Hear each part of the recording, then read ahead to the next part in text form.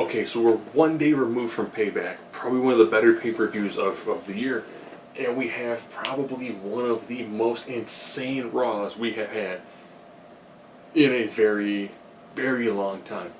So we go with Del Rio, newly healed Del Rio, talking a big game about all the awesome things that he did.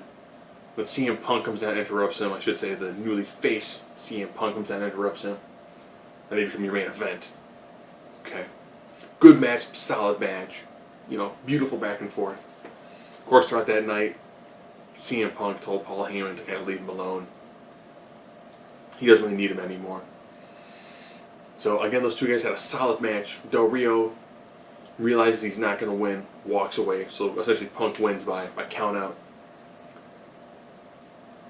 And then Dolph Ziggler, out of nowhere, just wails the ever-living daylights out of Del Rio. And he's attacking Rodriguez, and he's attacking Del Rio, just going back and forth.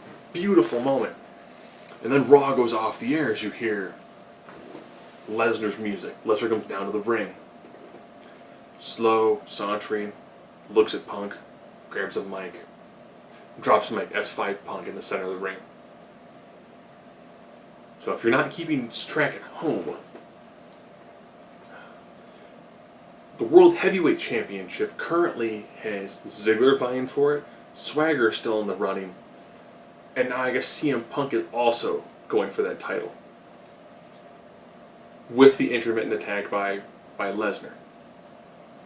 Curtis Axel had a match against Sin Cara. Not a bad match, decent match. Did his part, Curtis Axel won to help push the Curtis Axel Miz format. Sheamus took on Team Rhodes Scholars. And he lost. I'm trying to remember the last time I've seen him lose in a match without somebody he could tag in and out with. And he was pinned by Sandow. So that means I think now Sheamus is 24-1 in matches involving Sandow. So it's good to see that happen. Wade Barrett had a match with the newly returning Christian. You can tell we're getting into a ladder match for the Money in the Bank when Rob Van Dam and Christian show up. So I'm waiting to probably see if they get Shelton Benjamin and John Morrison to show up. But Christian, good match, solid match. He's been healthy for a while. They just couldn't figure out a way to bring him back. Nice match, and of course Wade Barrett continues his undeniable losing ways. Speaking of former champions who had losing ways, Antonio Cesaro now has himself a manager. Zeb Coulter. If you didn't catch main event, you didn't hear Zeb Coulter extolling the virtues and really, really pushing hard to get Cesaro over on the mic. So Cesaro now has a manager in Coulter, and he had a really solid match against Regal. Good match. I'm interested to see if Cesaro actually really gets to use this and become a very successful wrestler. Kane took on Dean Ambrose. Match ended in a DQ when all the members of the Shield came down and attacked them. Okay. Not bad. It did its part. The WWE Universe had the option to vote for a match between Daniel Bryan and Orton. No DQ, no countout, 2 out of 3 falls. It was no DQ. Why you wouldn't go for 2 out of 3 falls? 2 out of 3 falls matches are fantastic to watch on TV. It's a pay-per-view quality match you get to see for free. No, so we get a no DQ match. Good match, great back and forth. Looks like Daniel Bryan took a bizarre kick to the midsection. I'm thinking it's probably storyline related. To push that he's more of the weak link. So Randy Orton kind of wins the match by referee stoppage. Kind of a bizarre way to have that match end. Let's see if I'm leaving anything out. Oh! The Divas division. You normally never hear this. AJ come out, cut a solid promo about how she's the greatest women's wrestler of all time. There's no woman in the back, in the arena, anywhere. Then Steph comes down.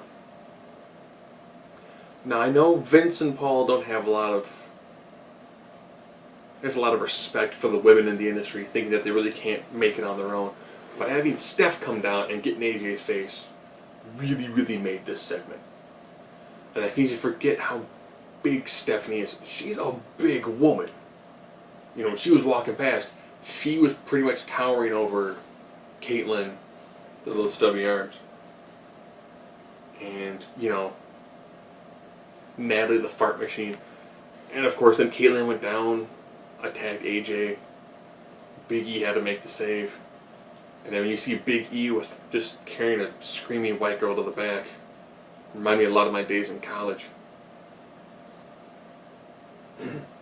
I'm also doing a lot too with Vicky in the back trying to run the show while constantly getting feedback from Triple H, Vince, and Stephanie. So interesting to see all three of them on TV and their bizarre interludes. And Vince likes the Shield, Triple H doesn't like the Shield, thinks they should be put in their place. Steph's trying to figure out, her whole role in the thing. She's trying to take control. You have three different people trying to take control with Vicky kind of stuck in the middle, occasionally eating a thick burger. Let's see, I really miss on anything else. Oh, Mark Henry. Oh, Henry. He says these really cryptic Twitter tweets, thinking that he's going to retire. So he goes down to the ring, he's in a suit, puts his boots down at the entrance ramp, gets in the ring. John Cena's still there. He's talking to this great, retirement promo. Crowd's chanting for one more match. He's talking about how he loves his wife. Someone's like, it's Mae Young. It's not Mae Young, fool. Just a great, solid promo. Calls John back in the ring. He's like, the only thing I ever got is the WWE Championship.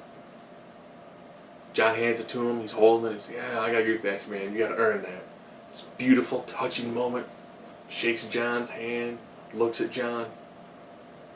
And then he just lays that white boy out. Oh, beautiful. Oh, beautiful. Oh. There, what he do. What he do. And he just whooped John Cena right there. And it was just that moment. I was like, oh, Mark Henry, you are probably one of the greatest heels of our generation. And it just happened towards the tail end of your career. So now, people vying for the WWE Championship. Ryback, when he comes back, will probably be vying for it. Mark Henry, Kane, Daniel Bryan. Now that title seems really exciting. World Heavyweight title.